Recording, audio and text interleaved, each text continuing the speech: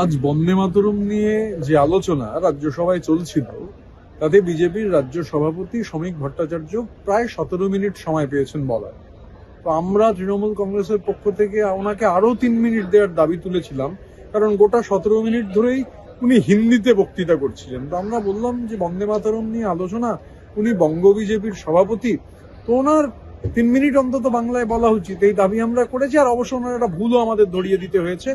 সুখেন্দু শেখর রায় আমাদের পক্ষ থেকে উনি মানে শ্রমিকবাবু আর কি আশুতোষ চৌধুরীকে আশুতোষ লাহিড়ী করে দিয়েছিলেন। এই যা চলছে আর কি, মানে আমরা ওই হাউসে দেখেছি, মানে বঙ্কিমচন্দ্র চট্টোপাধ্যায়ের মতো সাহিত্য সম্রাট, তাকে বঙ্কিমদা বলছেন প্রধানমন্ত্রী।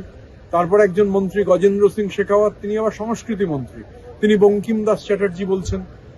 মাস্টারদা সূর্য সেনকে মাস্টার বলা হচ্ছে।